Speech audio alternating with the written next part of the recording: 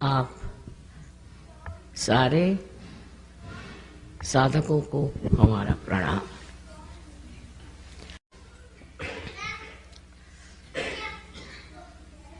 हम मंदिरों में जाते हैं भगवान के दर्शन करने और चाहते हैं कि हमें वो प्राप्त हो।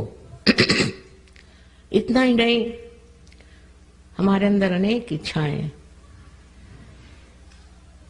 होती हैं जो हम सोचते हैं कि परमात्मा परिपूर्ण कर देंगे। ऐसे अनेक कारणों से हम मंदिरों में जाते हैं कि वहाँ का वातावरण हमें शांति दे और समाधान दे। ये बात तो सही है कि ये सब चीजें घटित हो सकती और इसीलिए मंदिर बनाए गए हैं, लेकिन इससे भी आगे कुछ जाने का और कुछ पाने का है, और इसका मूल तत्व भी हमारे हिंदू शास्त्रों में लिखा हुआ। लेकिन जब हम कुछ पढ़ते हैं तो उसके अंदर छिपा हुआ अर्थ हम नहीं समझ पाते। कभी कभी हम सहयोग में जब आते हैं तब ये होता है कि हमारे अंदर बसी हुई ये शक्ति जो त्रिकोणाकार अस्थि में है, जिसको हम कुंडलिनी कहते हैं, ये सारा शास्त्रों में लिखा हुआ है। ये कोई हम ही कह रहे ऐसी बात नहीं। इसका जब जागरण होता है तो वो 6 चक्रों में से गुजर करके 7वां चक्र कुंडलिनी के नीचे होता है श्री गणेश जी का, और 6 चक्रों में से गुजर करके और हमारे ब्रह्मरंध्र को छेदती है, जो यहाँ पर सर पे, जिसको अंग्रेजी में फॉन्टेनेल बोन कहते हैं, उसमें से छेद करके चारों तरफ फैली परमात्मा की जो प्रेम शक्ति है, कार्य शक्ति है, जिसे संस्कृत में परम चैतन्य कहते हैं, उससे एकाकारिता प्राप्त करती है। जब यह घटना घटित हो जाती है तब हमारा संबंध उस परम शक्ति के साथ हो जाता है। उससे पहले जो भी हम कर रहे हैं इसलिए कि हम परमात्मा को याद रखें, धर्म को याद रखें, सही रास्ते पर चले। पर यह सब करने के बाद आगे क्या? कल आपके बच्चे पूछेंगे कि ये सब क्यों करते हो, इससे क्या फायदा है?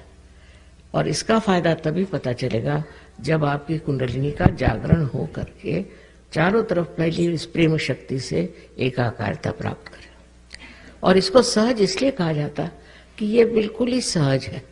सहज तो आप जानते ही हैं मतलब क्या है, पर इसका और मतलब है विश्लेषण से कि सह माने साथ, जो माने पैदा हो। आपके साथ ही ये योग, जिसमें कहते हैं कि ये हमारा जीवात्मा जो है वो इस शक्ति से जब एकाकारिता प्राप्त करता है, यही असली योग है। ये योग बिल्कुल सहज है और सबके अंदर स्थित है। आप हिंदू हो, चाहे मुसलमान हो, चाहे ईसाई हो, चाहे आप काले गोरे कुछ भी हो, ये कुंडलिनी शक्ति सबके अंदर स्थित है।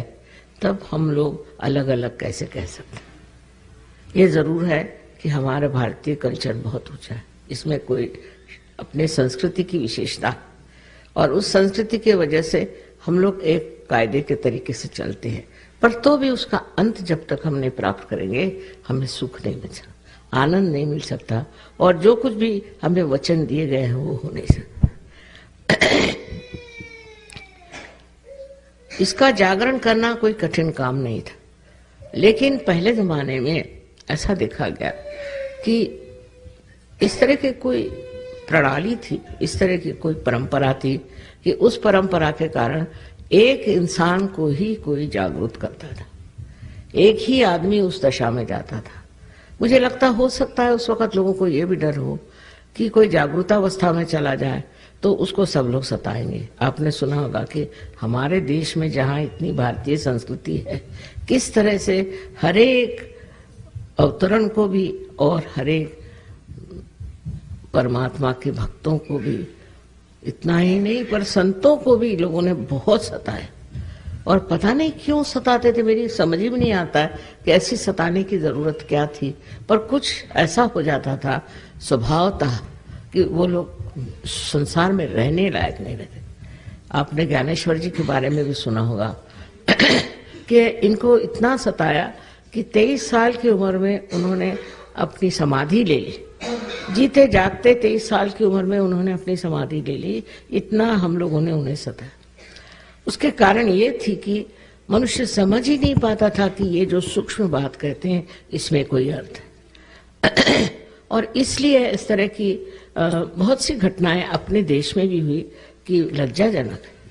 हम लोगों ने संत साधुओं को बहुत सताया, बहुत छला, क्योंकि वो प्रेम में रत थे। उनका विश्वास तो था ही, भयंकर जबरदस्त था, और वो प्रेम में रत रहते थे। इस वजह से शायद हो कि लोगों को अच्छा नहीं लगा। बहरहाल उसका कारण कुछ भी हो, बात एक कहने की ये है कि हमें भी उस चीज को प्राप्त कर लेना चाहिए। आदि शंकराचार्य 6ठी शताब्दी में आए और उन्होंने कहा सब बेकार चीजें हैं। खुद उन्होंने संन्यास लिया था क्योंकि उन्हें कार्य करना था, पर उन्होंने कहा इस तरह का संन्यास लेना, इस तरह कपड़े पहनना, इसलिए जो बुद्ध मार्ग है वो सब गलत है। आप अपने ही घर में बैठ के अपने ही हालत में इसको प्राप्त कर सकते हैं। उन्होंने सबसे ज्यादा सहयोग पर लिखा और उन्होंने ये कहा कि जब आप इसको प्राप्त करते हैं, जब आपके अंदर ये घटना घटित होती है, तो ठंडी ठंडी आवाज सलीलम सलीलम, ये शब्द उन्होंने लगाया। और इस तरह से उन्होंने कहा कि हमारे अंदर इस तरह से ये घटित होने के बाद धीरे धीरे सलीलम सलीलम, ये परमात्मा की जो चैतन्य शक्ति है अंदर बहना शुरू हो जाती है। सबसे ज्यादा आदि शंकराचार्य जिन्होंने कि अपने हिंदू धर्म को स्थापित किया, फिर से स्थापित किया, उन्होंने इस पर इतना कुछ लिखा है, पर कोई विचार ही नहीं करता, उधर ध्यान नहीं देता। और उन्होंने ये जो हम जिसे अंग्रेजी में बेलो वाइब्रेशंस कहते हैं, उसको स्पंद शब्द लगा। स्पंद, हृदय में स्पंद होता है ना, हृदय का स्पंद, ऐसे ही उन्होंने ये स्पंद हाथ से बहता है। ये सब घटित होना चाहिए अगर हम उनको मानते हैं तो। और अगर हम हिंदू धर्म को मानते हैं तो आदि शंकराचार्य को पहले मानना चाहिए। वो बड़े भारी देवी भक्त थे, ये तो बात है, और हम लोग सभी देवी भक्त हैं। जिस परमात्मा ने आपको बनाया, मनुष्य बनाया, उनकी खुद की इच्छा है कि आप इसको प्राप्त करें। और ये आपकी स्वयं की माँ, अपनी अकेली माँ है, आपकी माँ है, और आपके बारे में सब कुछ जानती है। आपसे कुछ गलतियां भी हुई होंगी, आप में कुछ आकांक्षाएं रही होंगी, आप चाहते होंगे कि हम ये बन जाए, कुछ स्वप्न रहे होंगे। उनको पूरित करने के लिए ये लालायित है कि आपको अपना दूसरा जन्म प्राप्त हो, और ये देना चाहती है। वो आपको कैसे तकलीफ देगी? जब आप पैदा हुए थे तो सारी तकलीफें तो माँ ने ही उठाई थी, आपने कुछ उठाई थी क्या? मेरे माँ और बाप दोनों भी संस्कृत के बड़े भारी विद्वान थे, और उन्होंने इस पर बहुत कुछ विचारणा की थी। उनका कोई धर्म छोड़ने की बात ही नहीं है। असल में बात यह कि जो धर्म का बड़ा धर्म है, जिसे हम स्वधर्म, शिवाजी महाराज ने कहा था कि अपना स्वधर्म बढ़ाइए, स्वधर्म बढ़ाइए। स्व क्या? स्व आपकी आत्मा है, और उसका धर्म बढ़ाने को शिवाजी महाराज कह गए थे। उस स्वधर्म की बात ही हमारे माता पिता ने कहा था कि सबका स्वधर्म बढ़ाओ। उसमें ये सब चीजें कि हम ये हैं, हम वो हैं, वो खत्म होके हम विश्वव्यापी हो जाते। हम विश्वव्यापी हैं। हमें किसी ने ये नहीं बताया कि आप सीमित रहें। हम विश्वव्यापी होने की बात जो है, ये सब हमारे घर में हमारे माँ बाप ने ही पहले में कहा था, और उन्हें मालूम था कि मेरा जन्म किस लिए हुआ। और ये कहा था कि जब तक तुम ये कार्य नहीं करोगे, और बड़े पैमाने पर होना चाहिए, मासिस में होना चाहिए, एक आदमी को पार करने से कोई फायदा नहीं। जब ये कार्य तुम कर लोगी तभी तुम इस पर बात करो, नहीं तो दूसरी गीता हो जाएगी, किसी की खोपड़ी में नहीं जाएगी, नहीं तो दूसरे कुरान हो जाएगा, और सब भलती सलती चीजें करने लग जाएंगे, इधर उधर दौड़ने लगेंगे। तो इस वजह से उन्होंने कहा था कि इसमें अगर प्रामाणिकता रखनी है तो पहले चाहिए कि आप इस चीज को प्राप्त करें, इस चीज का पता लगाएं कि एक कुंडलिनी के जागरण का जो कार्य है वो एक इंसान में न होते हजारों में हो जाना चाहिए। तो मैंने ये काम 1970 साल में शुरू किया। 1970 में सिर्फ एक स्त्री हमारी शिष्या उनके आई थी, अब वो नहीं रहे, काफी उम्र थी उनकी, लेकिन उसके बाद 12 लोग हो गए, उसके बाद में करते करते आज आप देख रहे हैं कि 72 देशों में सहयोग बहुत फैल गया। सबसे तो कमाल है हिंदुस्तान में है, इसमें मुझे विशेषता नहीं लगती क्योंकि हमारा धरोहर ही है, ये हमने पहले ही से प्राप्त किया हुआ। हिंदुस्तान में लाखों लोग हैं, उसको मैं विशेष बात इतना नहीं समझती, पर रशिया में जिन्होंने कभी भगवान का नाम नहीं सुना, कोई मंदिर में नहीं गए, कोई मतलब ही नहीं रहा, ये लोग वो भी लाखों में, ये कैसे हुआ? तो मेरे ख्याल से ये जो वहाँ समाजवाद था, कम्युनिज्म था, उसकी वजह से लोग बहुत दबाए गए, इतने दबोचे गए, कोई किसी तरह की स्वतंत्रता नहीं रही। उसकी वजह से वो लोग सब अंदर ही अंदर, अपने अंदर ही अंदर खोजते रहे। मैं जब उनके कोई लेखक पढ़ती हूँ, जैसे टॉल्स्टॉय थे वगैरह, सब में मैं देखती हूँ कि अंदर ही अंदर अपने मन को जांच करने की उनकी प्रवृत्ति है। और वहां पर एकदम से ही सहयोग इतने जोरों में फैल गया, इतने जोरों में फैला कि हम लोगों को समझ नहीं आ रहा था कि इसको संभाले कैसे। आप क्या हैं आपको पता ही नहीं, आप बाह्य से जानते हैं पर अंदर से आप क्या हैं ये कुछ आप जानते नहीं। इसलिए आपके आत्मा की जागृति होनी चाहिए। आत्मा जो है आपके चित्त आने चाहिए, चित्त में आना चाहिए। जब वो आएगा तभी आप अपने को जानिएगा। अभी तक आप अपने को जानते ही नहीं है, तो आप जब कहते हैं मैं ये करता हूँ, मैं, तो ये मैं है कौन, इसका तो पता लगना चाहिए कि मैं कौन है। और जब इस मैं का पता चलता है तो हैरान ही होते हैं कि हम जैसे कोई एक बूंद सागर में मिल जाता है, उस तरह से हम पूर्णतया लुप्त हो जाते, उस सागर में, उस प्रेम के सागर में लुप्त हो जाते। और वही सागर, वही परम चैतन्य हमें सब कुछ देता है। हमारी सब आकांक्षाएं पूरी हो जाती हैं, हमारे सब जिसको कहते हैं प्रश्न है वो सब छूट जाते हैं। ये करने की उन्हीं में शक्ति है, हमारे अंदर शक्ति नहीं। हम तो सोच सोच के पगला जाएंगे, कार्य नहीं होता। हर तरह की चीज उसमें ठीक होती। आपको अब जैसे बहुत सी चीजें हैं, अब जैसे सामने श्री कृष्ण का वो समय है जबकि उन्होंने युद्ध में क्या बात करी थी गीता, उसको भी समझने के लिए मेरे ख्याल से जब तक आपका स्वधर्म जागृत नहीं होगा आप समझ नहीं पाए। पहली बात है कि कृष्ण ने कहा भक्ति में कि पुष्पम फलम तोयम, तुम कुछ भी हमें दो तो वो हम स्वीकार कर लें। और देखिए शब्दों में खेले, क्योंकि जरा वो जानते थे कि मनुष्य महामूर्ख है, तो उसको शब्दों में खिलाना चाहिए। मेरे जैसे सीधी सादी बात नहीं करते थे, जरा गोल घुमा के करते थे। तो कहते कि मिलेगा क्या? मिलेगा तब जब आप में अनन्य भक्ति हो। अब बता, अनन्य शब्द पे खेल गए, वो साधारण मनुष्य नहीं समझ सकता अनन्य खेल क्या होता। अनन्य ऐसा है जब दूसरा नहीं रह जाए। अनन्य माने परमेश्वर से जब आपकी एकाकारिता स्थापित हो, उस अनन्यता में ही तुम्हें भक्ति फलीभूत हुई। नहीं तो आप गा रहे हैं, चीख रहे हैं, चिल्ला रहे हैं, सुनने वाला कोई नहीं, कनेक्शन ही नहीं हुआ। तो ये संबंध, ये योग हुए बगैर अनन्य भक्ति नहीं हो सकती। फिर दूसरा खेल वो खेल गए कि कर्मण्येवाधिकारस्ते, तुम कर्म करते रहो और फल की आशा नहीं करो। कर्म करते रहो, कर्म करते रहो, तो एक चरण पे आप पहुंचकर आपको लगेगा कि मैं कर्म ही कर रहा हूं और कुछ उसका मुझे समझ ही नहीं आ रहा है क्या। जब आप परास्त हो जाएंगे तब फिर सोचेंगे क्या बात है, तब सोच विचार आएगा कि भाई क्या बात है, मैं तो कर्म कर रहा हूं और फल की अपेक्षा नहीं कर रहा हूं। अब ये बात सोच लेना कि मैं फल की अपेक्षा नहीं कर रहा हूं, अशक्य है। ये तो हम अपने को भुलावे में रखते हैं कि हमें फल से कोई मतलब नहीं, चाहे हम कर्म करें कुछ भी, हमें फल से कोई मतलब नहीं। अब यही कृष्ण की समझ है, श्री कृष्ण की समझ जो है उस हिसाब से कि मनुष्य जो है उसको सीधे साधे नहीं समझाना चाहिए, उल्टे समझाओ कि हाँ तुम फल की अपेक्षा नहीं करते हो, कर्म करो। ऐसा कर्म कर ही नहीं सकता मनुष्य।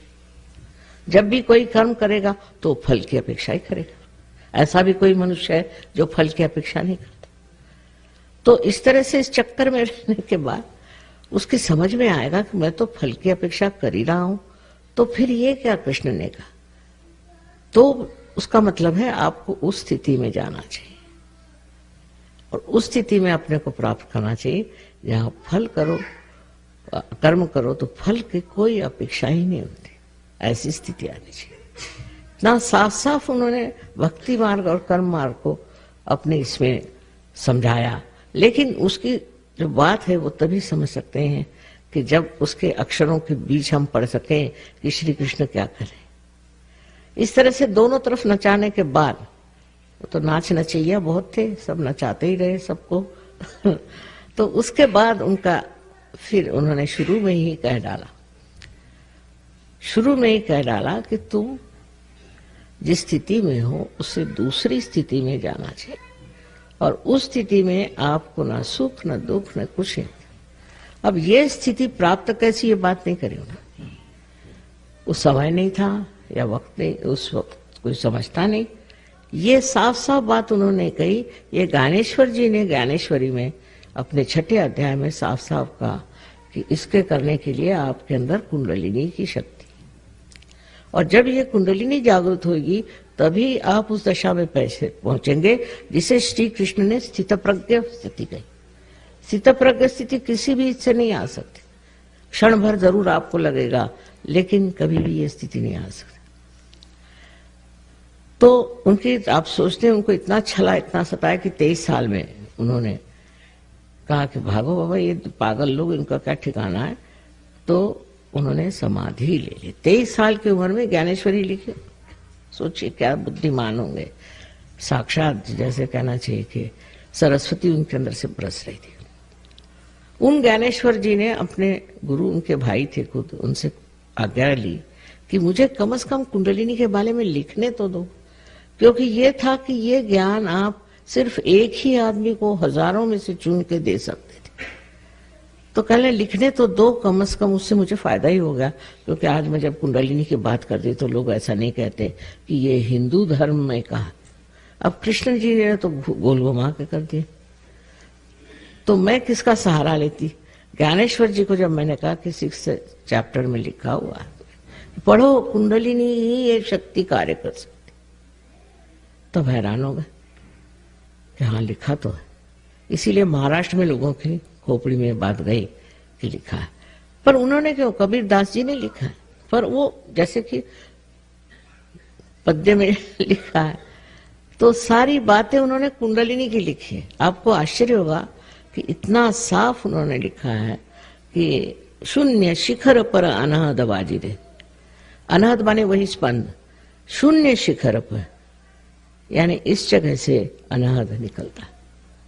ये उन्होंने साफ साफ लिख दिया, पर कबीर को तो कोई समझता ही नहीं मेरे ख्याल से। ईड़ा पिंगला सुख मन नाड़ी रे, ये जो 3 नाड़ियां हैं, इसका वर्णन इतना सुंदर दिया उन्होंने। पर वो कुछ तो भी कहते वक्त को काव्य में कुछ समझा कर कहते थे। जैसे उन्होंने कहा कि सैया निकस गए मैं ना लड़ी थी। तो हमारे लखनऊ वाले सोचते सैया माने प्रिय कर, क्षमा। लखनऊ में लोग बहुत दिलफेक बहादुर है, और उन्होंने सोचा कि इसका तो मतलब माँ होता है कि हमारे प्रिय कर चले गए। मैंने कहा आपको यही दिखाई गया, कबीर जी को इसकी अकल कहाँ से होगी कि अपने प्रिय कर चले गए। उन्होंने इसलिए कहा कि मेरी जिंदगी चली, मैं ना लड़ी। जब मेरी मृत्यु आई तो मैं लड़ी नहीं। इतना उन्होंने मृत्यु पर लिखा था। और आगे का ये लिखा है, चदरा ओढ़ के पलंगा पड़ी थी। साफ साफ उन्होंने लिखा, पर लोगों के समझ में नहीं आता। अब उसको प्रिय कर समझ रहे हैं। जब पहली चीज गलत गई तो सारी चीज गलत गई। और उन्होंने गोल घुमा घुमा करके लिखा, क्योंकि मनुष्य अगर कहे कि मृत्यु के समय में तो कोई पढ़ेगा ही नहीं। मनुष्य को लोग बहुत समझते थे, और इसलिए सबने ऐसे ही गोल गोल घुमा करके बात कही, सीधे करी नहीं, क्योंकि सीधे करने पे लोग मुंह मोड़ लेते। लेकिन मैं तो माँ हूं, माँ से कोई मुंह नहीं मोड़ता। और प्यार की जब आप वर्षा होती है तो कोई बुरा नहीं मानता। जो भी बात कहे आपके भलाई के लिए और अच्छाई के लिए। इस तरह से श्री कृष्ण के बड़े उपकार हैं मेरे ऊपर भी।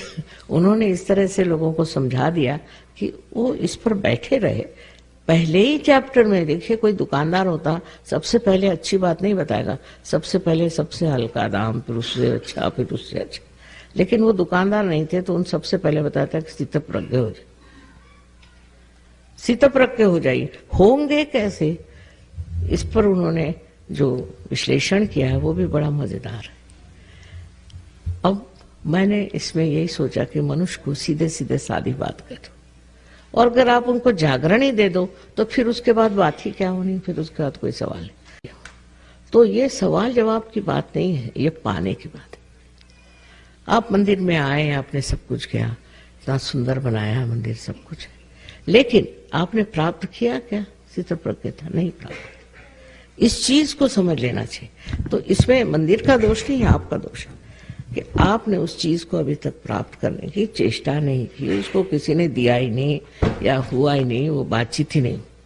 आप सबको ये प्राप्त हो क्योंकि आप सबको बिल्कुल इसकी पूर्णतया अधिकार है।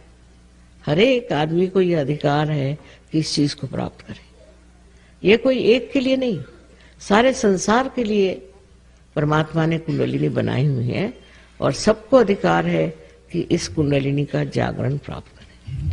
अब जब इन चक्रों में से देखिए, आप यहाँ पर बनाए हुए हैं, इसमें से जब 6 चक्रों में से जब कुंडलिनी गुजरती है तो इन सारे चक्रों को वो प्लावित करती है, प्लावित करती है, और जिसको अंग्रेजी में नरिश कहते हैं, और उसके बाद में उन सबको संगठित कर देती, एक अभेद, एक सूत्र पे बांध देती। अपने अंदर के जो कुछ भी आपस के झगड़े हैं सब खत्म हो जाते, फिर बाहर के भी झगड़े खत्म हो जाते। जैसे आपको अच्छा लगेगा सुन करके कि ये जो बीच में हरे रंग के चक्र है, इसको हम नाभि चक्र कहते हैं। नाभि चक्र में किसका वास है? लक्ष्मी नारायण का, लक्ष्मी नारायण का वास है। लक्ष्मी नारायण अगर जागृत हो जाए तो लक्ष्मी का वास हो जाता है। लक्ष्मी का वास और पैसे के वास में एक बड़ा फर्क है। पैसे का मतलब ये होता है कि आज आपके पास एक चीज है तो उसके लिए लड़ झगड़ के आपने बड़ी मेहनत करके एक मोटर समझ लीजिए खरीदी। मोटर घर में आई लेकिन संतोष नहीं आया, समाधान नहीं आया। अब आप कहते घर बनाओ, फिर आपने मेहनत करके घर बनाया, उससे भी समाधान नहीं है। और सारा आज का जो अर्थशास्त्र है, इकोनॉमिक्स है, वो सारा इसी एक प्रिंसिपल पे है कि मनुष्य कभी किसी भी चीज से समाधान ही नहीं होता, उसको भगाते रहो। आज ये खरीद तो कल वो खरीद, तो कल वो खरीद, तो भी जो खरीदता है, इतनी मेहनत करता है, इतना पैसा लगाता, उसका समाधान नहीं प्राप्त होता। ये क्या बात है? जब आपने जिस चीज के लिए इतनी मेहनत की, उसका कम से कम एक क्षण बैठ के समाधान तो लो, वो नहीं मिलता। अब जो दूसरी बात है कि जिसमें आप समाधान को उठा सकते हैं, ये लक्ष्मी तत्व है। लक्ष्मी तत्व में क्या होता है कि जब वो जागृत होता है तो हमारे जितने सांसारिक प्रापंचिक प्रश्न हैं वो सब छूट जाते हैं। सत्य को खोजने वाले आप सभी साधकों को हमारा नमस्कार। हम सत्य को खोज रहे हैं, किंतु कौन सी जगह खोजना चाहिए, कहाँ खोजना चाहिए, कहाँ ये सत्य छिपा हुआ है, ये पहले समझ लेना चाहिए। और इस सत्य की खोज में हर साल हजारों लोग इस देश में आते हैं और हजारों वर्ष से आते हैं। आपने सुना ही होगा इतिहास में चाइना से और भी दूर देशों से लोग यहाँ आते थे, और उनको पता नहीं कैसे मालूम था कि इस देश में ही सत्य निहित है, छिपा हुआ है, क्योंकि वो किसी भी धर्म का पालन करते हों। लेकिन वो जानते थे कि सिर्फ इस धर्म पालन से हमें सत्य नहीं मिलता। ये तो एक मार्गदर्शक है, जैसे रास्ते पे इशारे पे लिखा जाता है कि रास्ता, किंतु इससे हम पाते नहीं। इसलिए इस अधूरेपन से परेशान हो करके वो अपने भारतवर्ष में आते थे। अब ये सत्य हमारे देश में था और है और अब भी है, और इस सत्य को पाना अत्यंत आवश्यक। अब ये सोचना है कि अपनी देश की प्रणाली कैसी। एक तो इस देश में कोई तो विशेषता पवित्रता है कि यहाँ इतने ऋषि मुनि और इतने मनन करने वाले महान लोग हो गए हजारों वर्षों, और वो बढ़ते बढ़ते 16वीं शताब्दी तक हम देखते हैं कि यहाँ गुरु नानक जैसे अनेक ऐसे साधु संत हो गए कि उन्होंने सत्य पे काफी कुछ लिख दिया। जब हम गांधी जी के साथ थे, उनके साथ रहे, और उन्हीं के बहुत सारी बातचीत और उनका ढंग जो था वो था, हालांकि वो भी परदेश के पढ़े हुए थे, कि अपनी भारतीय संस्कृति को उभारना चाहिए, उसके बगैर ये संसार नहीं बच सकता। इसका संसार को बचाना है तो भारतीय संस्कृति का यहाँ एक बढ़िया उदाहरण होना चाहिए, मसला होना चाहिए, जिसको देखकर लोग समझ जाए कि ये भी एक जिंदगी है, इसमें भी एक आनंद है।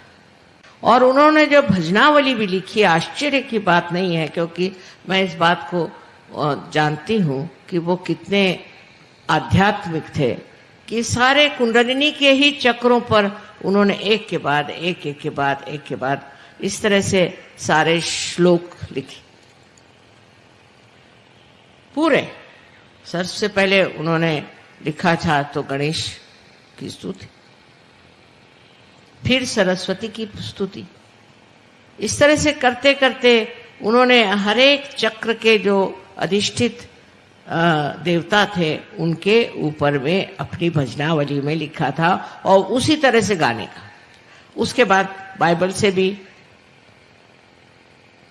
लॉर्ड्स प्रेयर कही जाती थी, उसके बाद कुरान से भी कहा जाता था, और भी बुद्ध धर्म का भी और जैन धर्म की भी उसमें कुछ न कुछ श्लोक होते थे। पर पहला जो हिस्सा था उसमें एक एक चक्र पे बैठे हुए हर एक देवता को उन्होंने लिया था। इतने आध्यात्मिक दृष्टि से देखते थे वो, कुंडलिनी के बारे में जानते थे, चक्रों के बारे में जानते थे, सब कुछ जानते हुए उन्होंने इस चीज को लोगों में लाने की कोशिश की। ऐसी भजनावली लिखाई जिसमें इस तरह से सब चीजें लिखी। और अध्यात्म के बारे में बहुत मुझसे भी पूछते थे। मैं तो बहुत छोटी लड़की थी, लेकिन तब से वो पूछा करते थे कि तुम बताओ कौन सी गहनता हमारे संस्कृति की विशेष है। सबसे बड़ी चीज अपने संस्कृति की देन है कि हम लोगों को नैतिक होना चाहिए। नैतिकता के अनेक नियम हैं, पर अपने देश में इस संस्कृति में सबको बिल्कुल पूरी तरह से स्वतंत्रता है, पूर्णतया स्वतंत्रता है कि आप स्वतंत्र हैं। चाहे आप नैतिक होना चाहे आप कुछ होना चाहे, हो जाइए, क्योंकि अंतिम स्थिति में आपको पूर्णतया स्वतंत्रता मिलती है। अब स्वतंत्र समझना चाहिए, स्व के तंत्र को जानना, यही स्वतंत्रता है। और स्व माने क्या? स्व माने आपका आत्मा। आत्मा को जानना ही स्वतंत्रता है। शिवाजी ने कहा था फ्यूचर के बारे में, भविष्य के बारे में, कि स्व का तंत्र जानो। वही सहयोग है जिससे आप स्व के तंत्र को जानते हैं। और सहज मार्ग क्या है वो भी एक समझने की बात, कि हम लोग श्रद्धापूर्वक किसी चीज को मानते, लेकिन अभी तक उसको पाया नहीं, इसीलिए झूठे लोग बहुत आ गए, गड़बड़ी बहुत हो गई, हर जगह गड़बड़ी होती है, मारा मारी होती, सब होता है, माना। लेकिन इसके लिए बताया गया है कि तुम आत्म साक्षात्कार को प्राप्त, आप आत्म साक्षात्कार को प्राप्त करो। आपके धर्म का कोई अर्थ नहीं, आपके बातचीत का कोई अर्थ नहीं जब तक आपने आत्म साक्षात्कार नहीं किया। बुद्धि से नहीं हो सकता, ये बुद्धि से परे चीज है, ऐसे आइंस्टीन ने कहा है। अब लो और कौन चाहिए आप? ये बुद्धि से परे चीज है, बुद्धि से आगे है। सारे शरीर को, बुद्धि, मन को, सबको अगर तुम मानते भी हो तो ये कोई शाश्वत चीज नहीं है। शाश्वत चीज जो है वो बुद्धि से पर, जिसे परम चैतन्य कहते हैं, उसको उसने टॉर्शन एरिया कहा हुआ है आइंस्टीन ने। वो बेचारा, वो भी एक आत्म साक्षात्कारी था, वो कह गया, उस पर मार लोगों ने लगा दिया, साइंस हर जगह। इसने कहा टॉर्शन एरिया, तो वो कहाँ है, कैसे मिलेगा, कैसे पाएंगे, मिल ही नहीं सकता, क्योंकि ये जो टॉर्शन एरिया है ये आत्म साक्षात्कार के बाद ही प्राप्त होता है। ये आत्म साक्षात्कार को प्राप्त करना सहज मार्ग से बहुत ही सुलभ हो गया, सबको बहुत आसानी से मिल सकता। इसमें कोई भी ऐसी बात नहीं कि आप सर के बल खड़े हो जाओ, कि आप घर द्वार छोड़ दो, आप बाल बच्चों को छोड़ दो, कोई करने की जरूरत है। आपके ही अंदर ये शक्ति है, या आपके ही अंदर त्रिकोणाकार अस्थि में ये शक्ति है। ये मैं कह रही हूं, ऐसी बात नहीं, अनादिकाल से यहां लोगों ने कहा है। किसी को मालूमात ही नहीं है, सोचिए इसमें जो सागर भरा हुआ है इस देश में। और सहज मार्ग भारतीय संस्कृति पे बसा हुआ है, विदेशी संस्कृति नहीं चलेगी उसमें। जो सहज में आना चाहता है और आत्म साक्षात्कार लेना चाहता है, उसको पता होना चाहिए। इसका मतलब नहीं कि अब वो हरे रामा जैसे कूदते फिरे, उसकी जरूरत नहीं। असलियत को पाना है, रियलिटी को पाना है, तो गहराई से उतर करके और इसमें समाना पड़ेगा, इसको समझना पड़ेगा। इसमें कोई ऐसी बात नहीं है कि जो आप नहीं कर सकते, क्योंकि आप इस महान देश में पैदा। और साहब, अभी हमारे जिंदगी में हमने ऐसे लोग देख लिए जिन्होंने देश के लिए अपनी जान निछावर कर दी। पद्मिनी ने 32,000 औरतों को लेकर जौहार कर दिया। हमारे देश की विशेषता क्या है, हमारे मूल्य पर वो सहज से जागरूक होंगे, क्योंकि मैंने देखा परदेश के भी लोगों में वही मूल्य जागरूक हो गए, क्योंकि ये हमारे अंदर बैठे हुए मूल्य हैं जो जगमगा रहे हैं अंदर, जो अंदर प्रज्वलित हैं, जो सूर्य के जैसे चमक रहे हैं। ये सब मूल्य हमारे अंदर, और फिर इस पृथ्वी तत्व का इतना महत्व है। लेकिन हमने अगर ढक दिया, अपने ही को ग्रहण लगा लिया, तो ये मूल्य आपको कैसे दिखाई देंगे। आप सबसे पहले ध्यान धारणा में, निर्विचारिता में जाए। जब आपके मन में विचार आता है तो उस विचार ही के माध्यम से आपके ये पिछले किए हुए, कहना चाहिए, घरौंदे आपको घेर लेते हैं। जितनी देर आप निर्विचारिता में बैठ सकेंगे उतना ही आपका वृक्ष बढ़ेगा। निर्विचारिता में ही आत्मिक वृक्ष बढ़ता है, और कोई ऐसा वातावरण नहीं जिसमें ये इसकी वृद्धि हो सकती। कोई कहेगा कि हमने खूब बैठ के माँ के भजन गाए, उससे कोई कितना भी भजन गाए, कोई कितने भी मंत्र कहे, चाहे कुछ कह ले, उस मंत्रों से या उस भजन से अगर आपके अंदर निर्विचारिता स्थापित नहीं होती तो आप चूक गए उस बात को। आपके अंदर कृष्ण की कोई चेतना आई है, कृष्ण की चेतना है कि आप साक्षी स्वरूप हो जाते, क्या आप साक्षी स्वरूप हो गए? फिर इस तरह की बाह्य चीजों में उलझ जाने से भी मनुष्य कभी कभी अपनी ऊर्ध्वगामी गति को बदल करके अधोगामी पर आ सकता है। जैसे एक छोटी सी चीज मैंने आपसे बताई, मनोरंजन सहयोग में मना नहीं है, लेकिन मनोरंजन ऐसा होना चाहिए कि जिससे आप में निर्विचारिता स्थापित हो। लेक्चर ऐसा होना चाहिए जिससे आप में निर्विचारिता स्थापित हो। मंत्र ऐसे कहना चाहिए जिससे आपके अंदर निर्विचारिता स्थापित हो। ध्यान ऐसा होना चाहिए जिससे आपके अंदर निर्विचारिता आनी चाहिए। कोई सा भी कार्य करते वक्त अगर आप निर्विचार हो जाएं तो सारी परमात्मा की शक्तियां आपके अंदर से कार्यान्वित होंगी। तो सबसे पहली बात है कि निर्विचारिता में उतरना चाहिए।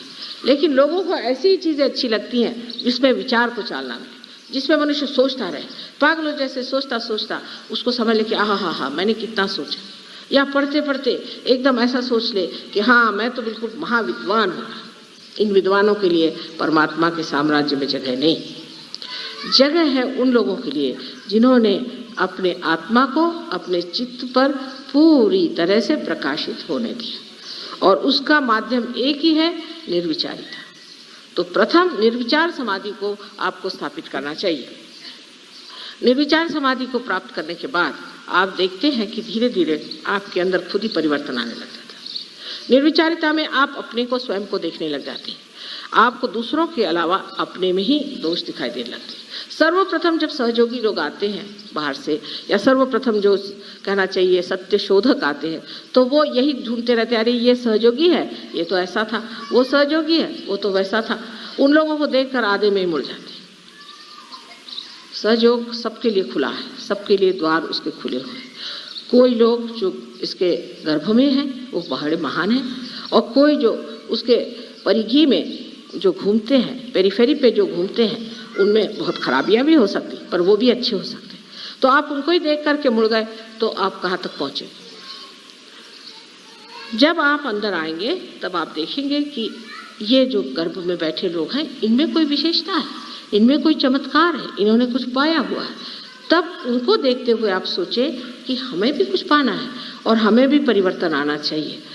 जब आप निर्विचारिता में आते हैं तो साक्षी भाव से आप अपनी ओर देखते हैं और आप फौरन जान लेते हैं, अच्छा तो मैं आजकल चालाकी कर रहा हूँ, ठीक है, बड़े चालाक बनते हैं आप अपने ही ओर देखते हैं शीशे में, वाह जनाब चालाक महाराज, क्या कहने हैं आपके। फौरन आपकी चालाकी गिर के जमीन पर उसी वक्त खत्म हो जाती है। कारण जो चीज़ व्यर्थ है, जिस चीज़ से हमें एक तरह का वजन हो जाता है, जिस चीज़ से हमारे उत्थान में रुकावट होती, वो चीज़ धीरे धीरे झड़ती जाती है। निर्विचारिता में ही आप हर चीज़ को ऐसा देख सकते हैं जिसे कहना चाहिए निरपेक्ष भाव से, जिसमें कि आपको किसी से भी लगाव नहीं हो सकता। जैसे आपका बच्चा है, आप उसे निरपेक्षता से देखें, उसके और साक्षी और रूप से देखना शुरू करें। आप देखिएगा कि ये मासूम बच्चा कितना सुंदर है, कितना अच्छा है और कितना परमात्मा को प्यारा लगता है। फिर आप देखेंगे कि उसके बोलने में, उसके चलने में, हर चीज़ में उसका जो आनंद है, जो परमात्मा ने अपने सुंदर हाथों से उसमें भरा हुआ है, उसकी एक एक चीज़ में, इतनी छोटी छोटी चीज़ में, उसके चलने में, बोलने में, हंसने में आपको दिखाई देगा कि किस कदर वो बिल्कुल परमात्मा का ही बनाया हुआ कोई रूप है। लेकिन ये न हो ये मेरा बच्चा है, फिर तूने ऐसा किया, उसको दो झापड़ मारी, फिर तू ऐसा गया वैसा किया, उसका जितना भी आनंद उठाने का खत्म। निर्विचारिता में आप बैठने से बच्चा भी आपको समझ सकता है, और बच्चा ये सोचेगा कि देखिए ये तो मुझे देख रहे हैं और मैं भी इनको देख रहा हूँ, और धीरे धीरे निर्विचारिता की शक्ति जो है उसमें प्रकट होकर के उसको भी आत्म साक्षात्कार हो सकता है। तो तटस्थता जिसे कहते हैं कि तटस्थ होकर के निर्विचारिता में आप दूसरों की ओर नजर करें। सहयोग में जब आप प्रवेश करते हैं तो सर्वप्रथम तटस्थ होना चाहिए। जैसे कि एक साइंटिस्ट जब किसी कॉलेज में जाता है शुरू में, तो वो तटस्थ होकर जाता है कि देखें आगे है क्या। लेकिन अगर शुरू ही से आप बहुत अकलमंद हैं तो आपके आगे सहयोग कहता अच्छा माफ करिए, आप जाइए अपने अकल को लेकर। अब जो इन लोगों ने कहा कि आपको बुद्धि से परे उठना चाहिए, सो कहना बात ठीक है, बुद्धि से परे उठना चाहिए, पर कैसे। बुद्धि का असर सारा अपने आज्ञा चक्र पे आता है, और आज्ञा चक्र पे आया हुआ असर निकालने के लिए भी इलाज निर्विचारिता है। बुद्ध ने तो सिर्फ कहा था कि आप अपनी आत्मा ही को प्राप्त करो, बाकी सब बात छोड़ो, भगवान की बात छोड़ो, कोई बातें मत करो। निरीश्वरवाद की बात करी, उन्होंने कहा छोड़ दीजिए, सिर्फ परमात्मा को पाने की बात करने से अच्छा है सिर्फ अपने आत्मानुभव को ही आप प्राप्त करो, बस और कोई बात नहीं करना। वजह ये थी कि और लंबी चौड़ी बात करने में ऐसे लोग मुझको भी पूछते हैं कि माँ हम भगवान कब होंगे। भाई हो जाओगे, हो जाएंगे ना, हाँ हो जाओगे, कब, उसकी कोई तारीख लिख के तो दी नहीं मुझे कि कब हो गए। अगर आप ये समझे कि सिर्फ आप आत्मा मात्र हो जाइए तो आप पहली सीढ़ी पर आ सकते हैं। हमें सिर्फ आत्मा मात्र होना है, माने का सिर्फ आत्मा ही पे रहना। पहले आत्मा तो हो जाइए, फिर आगे की हम लोग बात करेंगे। लेकिन जबकि आप बहुत ज़्यादा पढ़े लिखे हैं तो और भी आप सोचते हैं कि हम एकदम से ही बड़े भारी कोई शंकराचार्य हो जाए, तो हो नहीं सकते। आदि शंकराचार्य होने के लिए सहयोग में आते ही सारे गुण नहीं आ जाएंगे, लेकिन पहली सीढ़ी कि जिसको आत्मानुभव है उसे आप प्राप्त करें। आत्मानुभव के लिए फिर वही बात आ गई कि निर्विचारिता में उतरना पड़ेगा। साक्षी भाव में मनुष्य किसी भी उलझनों में फंसता नहीं। कोई भी उलझन आती है उसकी और देखता मात्र है। शुरू में जरूर लगता है कि मैं वहीं खड़ा हूं। जैसे आज मैं डॉक्टर साहब को समझा रही थी कि अगर आप किसी भीड़ से गुजर करके किसी पहाड़ी पर पहुंच जाए और उस पहाड़ी पर से आप भीड़ की ओर देखें तो कहीं अगर जोर से ब्रेक लगा कुछ लगा तो आपको लगता है कि आप ही वहां, तो आप जरा दचक जाए। लेकिन जब आप जान जाएंगे अरे मैं तो पहाड़ी पे बैठा हूं, मुझे तो देखना मात्र है, तब आप नहीं दचके। यह स्थिति आने के लिए इसे ही निर्विकल्प स्थिति कहते हैं। इस स्थिति में मनुष्य जो है वो कुछ भी देखता है, जानता है, तो भी वो विक्षुब्ध नहीं होता, शांत देखते रहता है। अब लोग कहेंगे ऐसी शांति में क्या अर्थ है? अगर ऐसे आदमी शांत हो जाए तो फिर लड़ाई कोई न करे, कुछ न कहे तो विरोध कैसे होगा? ऐसे मनुष्य की शांति परमाणु के आपके बम से भी बढ़ के तेजस्वी होती है और बड़ी कार्य करती है। इसके कार्य की आपको महिमा मैं क्या बताऊं कि एक ऐसा शांत पुरुष किसी भी ऐसे स्थान में चला जाए जहां गड़बड़ी हो रही, एकदम से वहां बदल आ जाएगा। लेकिन वो पुरुष उस स्थिति में होना चाहिए जहां वो शांति पूरी तरह से अपने चारों तरफ उसकी प्रभा फैला सके, सब लोग एकदम से अवाक होकर शांत हो सकते। जितनी हड़बड़ी मची वो एकदम से जा करके एक व्यवस्थित रूप से ठीक हो सकते। जैसे कि कोई जादू की कोई उसने विशेष कोई किमया कर दी है या जादू की कोई छड़ी उसने घुमा दी है कि सब एकदम शांत हो गए। इस शक्ति को प्राप्त करना उन लोगों के लिए है जो कि सहयोगी है। आज हम देखते हैं हर जगह शांति के फाउंडेशन बन रहे हैं, शांति का ये है, शांति का वो है। इससे शांति कैसे हो सकती है? शांति तो हमारे अंदर चीज है। अब मनुष्य जो खुद कहेगा मैंने तो शांति पा ली, पर दूसरा कैसे शांति पाएगा? दूसरा शांति पाता है आपकी शांति से प्रभावित होकर।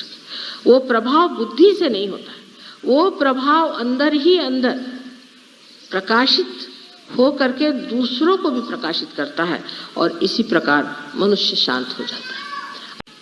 लेकिन सहयोग में आने के बाद धीरे धीरे वो शांत होते जाते हैं। पर इसका मतलब नहीं कि वो डरपोक हो जाते हैं, इसका मतलब ये नहीं कि वो कायरता से भागते हैं, नहीं, एक अपने हिम्मत से खड़े रहते हैं और उनको देख करके बाकी सब शांत हो जाते हैं। एक चीनी कहानी है, बड़ी अच्छी चीनी कहानियाँ बहुत अच्छी होती है। इसमें से एक कहानी ऐसी है कि वहाँ पर मुर्गे लड़ाए जाते थे पहले।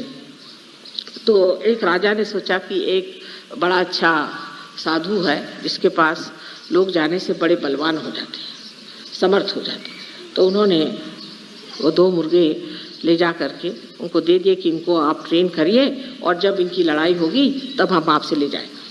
तो वो मुर्गे उनके पास चले गए। 1 महीने बाद राजा आए, उनका अच्छा दे दीजिए इन मुर्गों को। तो मुर्गे अपने शान से ऐसे खड़े हुए, बस राजा ने उनको उठाया और ले गए और उस प्रांगण में छोड़ दिया जहाँ पर लड़ाई होने वाली थी। सब मुर्गे उसमें घुस गए। अब वो सब मुर्गे आपस में लड़ने लगे, ये अपने दोनों यूं खड़े। सब लड़ते लड़ते उनको देख करके हैरान हुए कि ये तो लड़ते ही नहीं। और जब भी उनके ऊपर वो सोचे कि हम इनको लड़वा तो बस यूं ही देखते रहे। सब मुर्गे हार करके चले गए, यही 2 वहां पर खड़े रहे।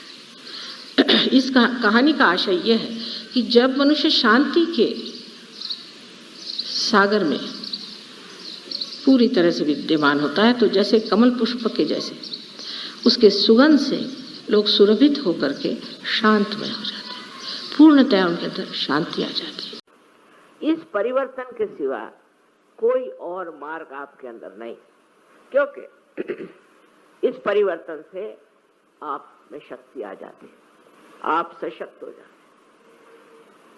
अपना आत्मसम्मान वो आप समझते हैं और उस आत्मसम्मान में ही आप गौरवान्वित होते हैं।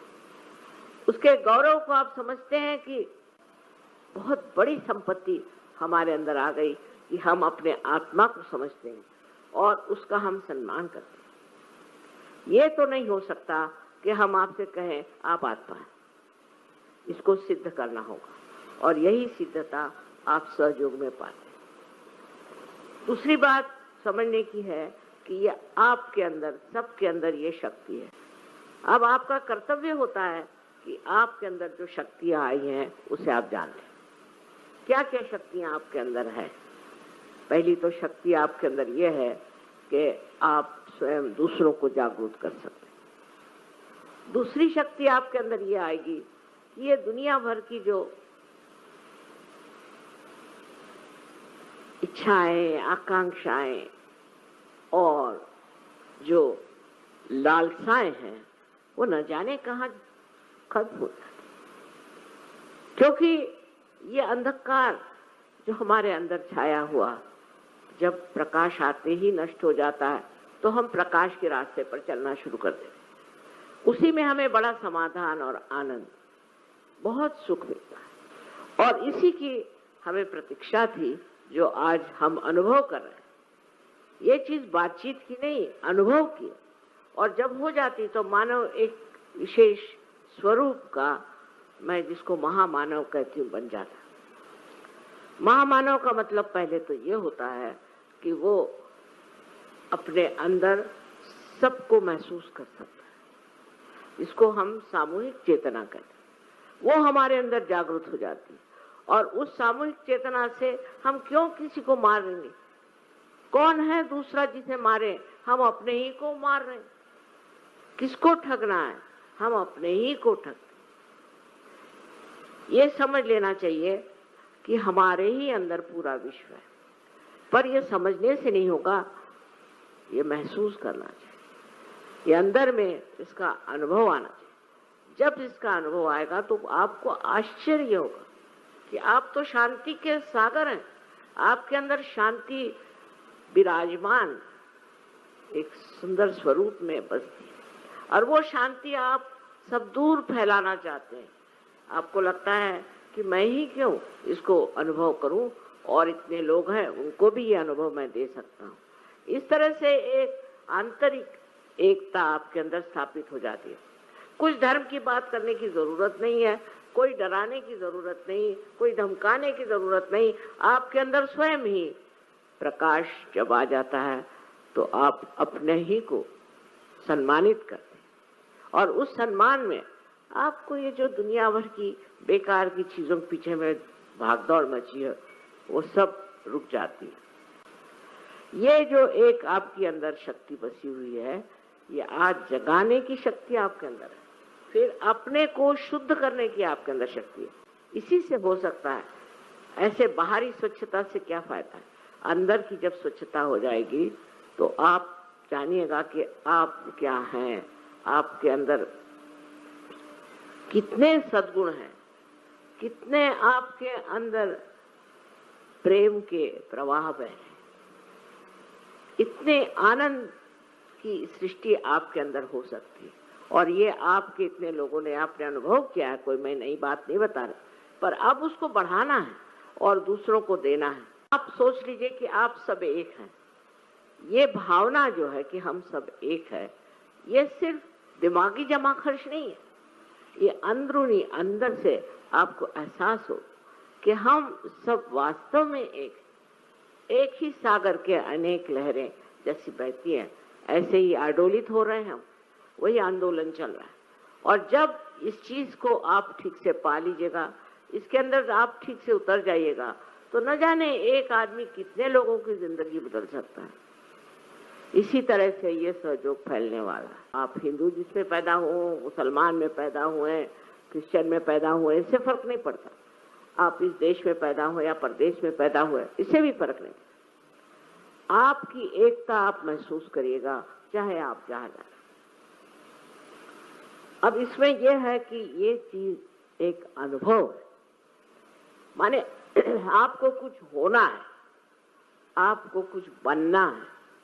सहयोग में ऐसा नहीं कि आपने 10 पैसे दिए और आप मेंबर हो गए, वैसे नहीं होता। आपको बनना है और वो बनना आपके लिए बहुत आसान। उसमें पैसे से का तो सवाल ही नहीं उठता, भगवान को पैसा मालूम नहीं क्या चीज है, लेकिन आप भी समझ जाएंगे कि ये बनना जो है कठिन है। अपने आप सब चीज घटित होती है, अपने आप सब अच्छाई हमारे अंदर उतरती है और हमें प्रकाशित करती है। सो ये क्या बात, ये किस तरह से हो रहा है? क्योंकि जब आपकी कुंडलिनी जागृत होती है तो आपका संबंध चारों तरफ फैली हुई इस विश्व की चैतन्य शक्ति से आप एकाकारिता प्राप्त करते हैं। उस एकाकारिता से आप स्वयं, जैसे कि अब ये बिजली है, देखिए चारों तरफ है इतनी बिजली है, इसका संबंध उस शक्ति से है जहां से ये बिजली आ रही है। इसी प्रकार आपका भी संबंध उससे हो जाता है और होने के बाद फिर आप देखते हैं कि आपका हर एक काम सुलझ जाता है, हर एक चीज ठीक हो जाती है, कोई गड़बड़ भी करे वो भी ठीक हो जाता है। अब ये मैं जो कह रही हूँ ये कोई झूठी बात नहीं, आप इसका प्रत्यय लीजिए, इसका आप अनुभव करें और अनुभव के बाद आपको लगता है कि मैं क्यों परेशान हूँ, सब चीज तो ठीक हो गई, मैं क्यों परेशान हूँ, मैं किस चीज के लिए परेशान हूँ। हर चीज की एक हद होती है और जब वो हद से गुजर गई तो देखते हैं आपके हैरान हैं, सब चीज सामने, सब चीज ठीक हो गई, सब मामला बन गया। ये आप लोगों का अनुभव है और ये अनुभव आप चारों तरफ फैलाइए, क्योंकि आज जो है अपना देश ऐसी कगार पर पड़ा हुआ है कि न जाने कब लुढ़क जाए। इसलिए आप लोगों को इसकी धुरी संभालनी, आपको रोकना है, आप ही इसके संभालने वाले सत्व हैं। इस देश की जो प्रज्ञा बिगड़ गई है, इसके जो हालात बिगड़ गए, इसमें सब एकजुट हो करके आपको रोकना है और आपके अंदर ये आशीर्वाद है कि आप हर तरह की शक्ति को प्राप्त करें। आज हमारे यहाँ इतने बड़े बड़े गुरु हो गए, इतने बड़े बड़े अवतरण हो गए, लेकिन वो सारे अवतरण आज आपके अंदर दृश्यमान होना चाहिए, लोगों को दिखाई देना चाहिए और उनको लगना चाहिए कि ये कोई चीज आई है, ये कोई विशेष चीज है, ये ऐसे वैसे आदमी नहीं है जो बेवकूफी में आ जाए। सहज का रास्ता प्रेम का, सिर्फ प्रेम और प्रेम ही सत्य। सत्य और प्रेम में कोई भी अंतर नहीं। अगर आप किसी को प्यार करते हैं तो उसके बारे में सब जानते हैं।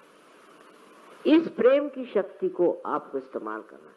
लोग समझते ही नहीं है कि ये जो चैतन्य सृष्टि है ये सब हमारे अंदर प्रेम की वर्षा कर, इसमें से प्रेम बहता है और ये प्रेम जो है ये सारे संसार में ऐसा छा जाएगा एक दिन कि आप आश्चर्य करेंगे कि ये संसार क्या था और क्या नहीं। आप ही के आयुष्य में होगा, आप ही की जिंदगी में ये बात होगी और आप देखकर हैरान होंगे कि ये दुनिया आपने बदल दी, कहां से कहां पहुंचा। बस आपको इसमें उतरना है, प्रयत्नशील होकर के उतरना है, ध्यान से इसमें उतरना है और इसको प्राप्त करना है। ये काम बुद्धि से नहीं जाना जा सकता, नहीं ये काम कोई मेहनत करने की जरूरत कि आप सर के बल खड़े हो जाइए, कुछ नहीं, बस आप इसमें घुलते जाइए और इसमें पिघलते जाइए।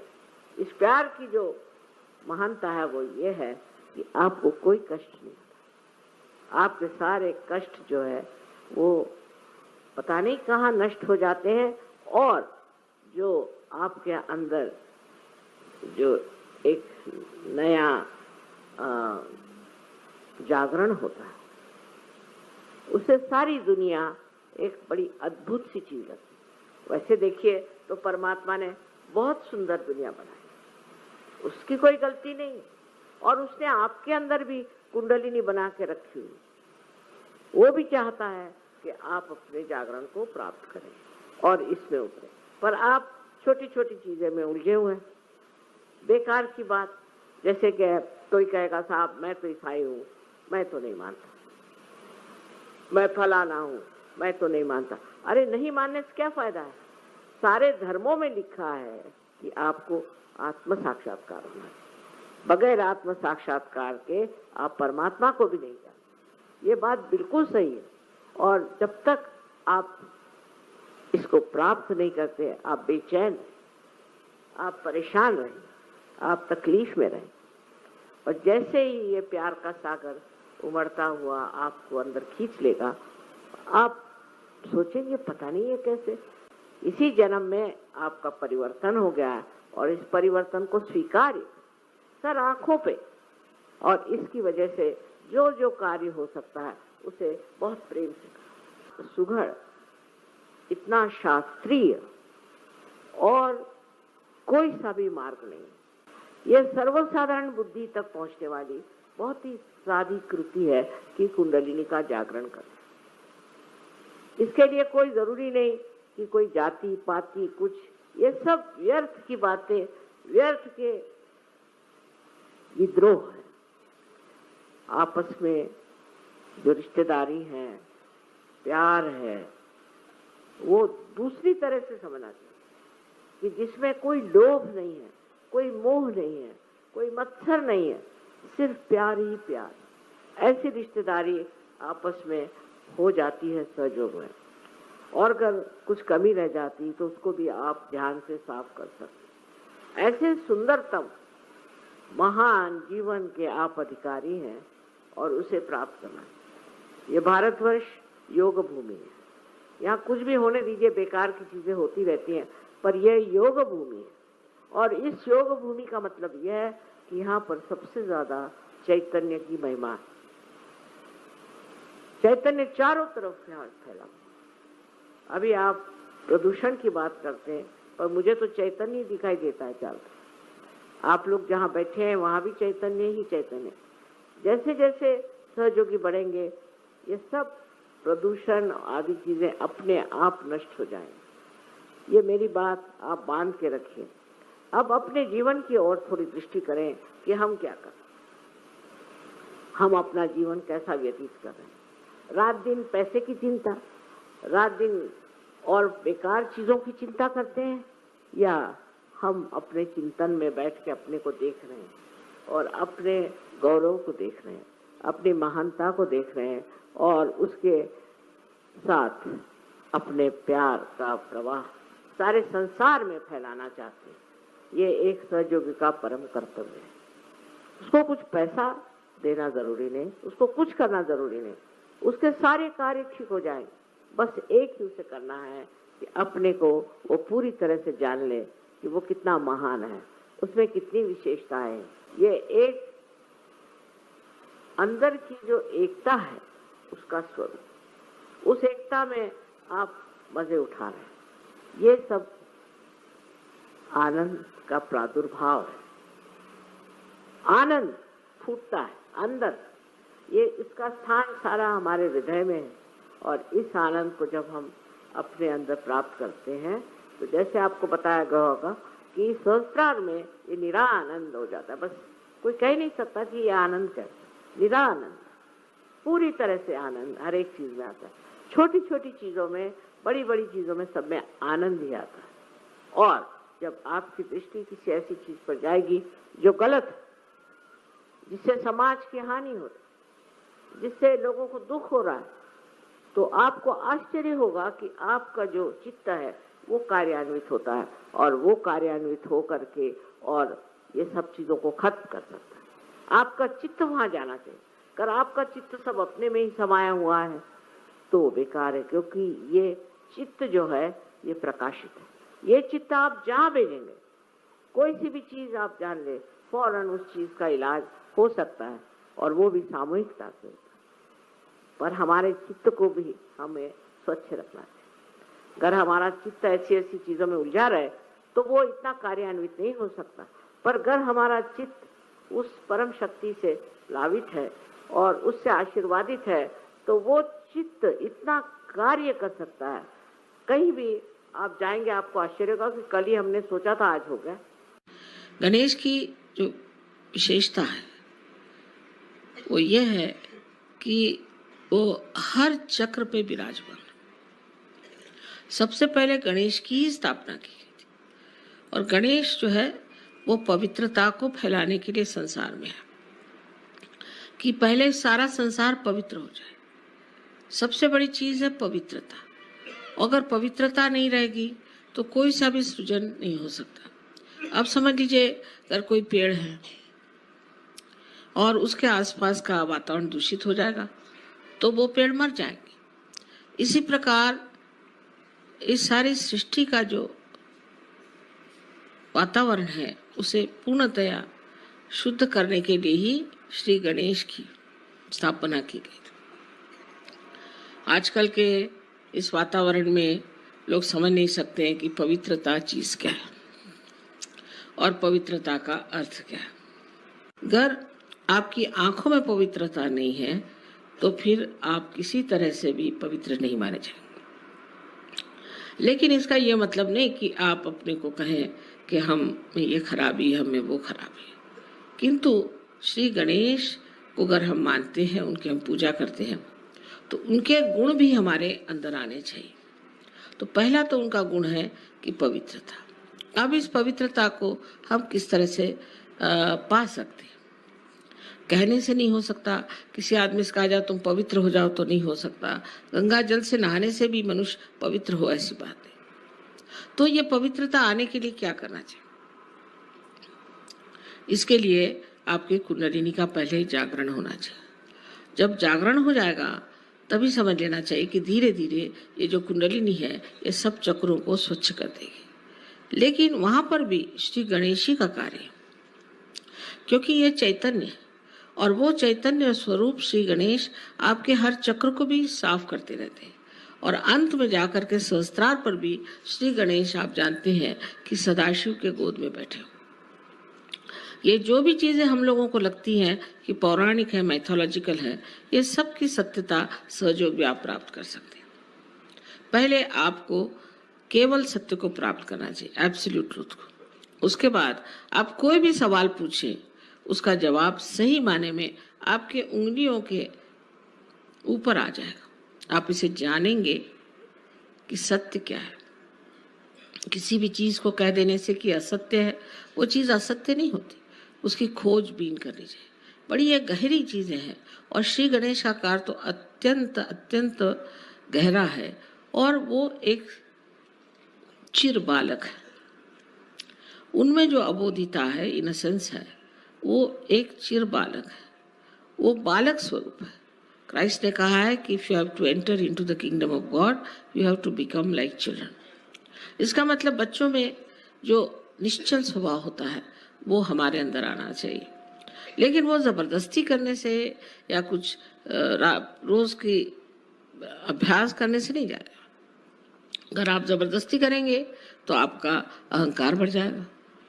अगर आप ये कहेंगे कि हम बड़े पापी हैं, हमने बड़े पाप किए, हम बड़े खराब हैं, तो आपका प्रति अहंकार बढ़ जाएगा।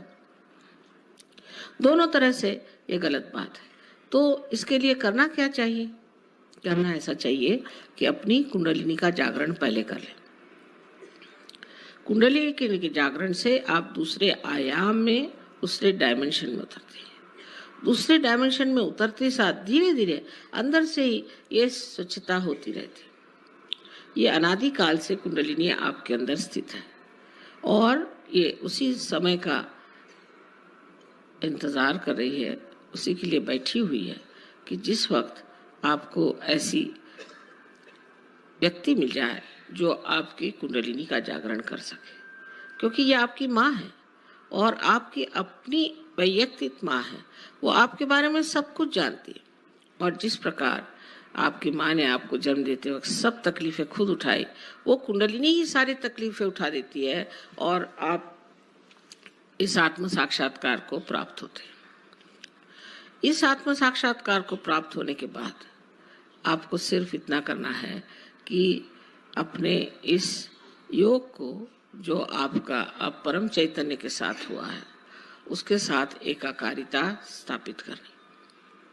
चारों तरफ हम लोग देखते हैं फूल, देखिए कितने सुंदर है, सृष्टि कितनी सुंदर है, पर हम कभी सोचते भी नहीं कि ये कैसी बनी, इसको कौन बनाता है। एक फूल के पौधे एक ही ऊंचाई तक बढ़ते हैं, कोई पेड़ एक ही ऊंचाई तक बढ़ते हैं, ये सारा कौन करता है? इसे आपको पातंजल में अगर आप देखे जाए तो लिखा हुआ है कि ऋतंभरा प्रज्ञा, इसका नाम उन्होंने ऋतंभरा प्रज्ञा कहा। लेकिन यही ब्रह्म चैतन्य है, यह परम चैतन्य है जो चारों तरफ फैला हुआ है और जिसके लिए आदि शंकराचार्य ने बताया हुआ है कि सलीलम सलीलम, ठंडी ठंडी हवा इसकी लहरें आती। बाइबल में भी इसको cool bridge of the Holi ghost कहा गया। इस प्रकार की कुंडलिनी हमारे अंदर है और वो बिल्कुल व्यवस्थित रूप से इसी के इंतजार में है कि कब आपका पुनर्जन्म है। अभी तक अमीबा से इस स्थिति में हम आ गए कि इंसान बन गए, लेकिन इससे कोई ना कोई ऊंच स्थिति जरूर होनी चाहिए। अगर हम सत्य को प्राप्त किए होते तो आज कल के जो झगड़े हैं ये न रहते। हम सब एक मन से, एक विचार से, एक सत्य के साथ जीते।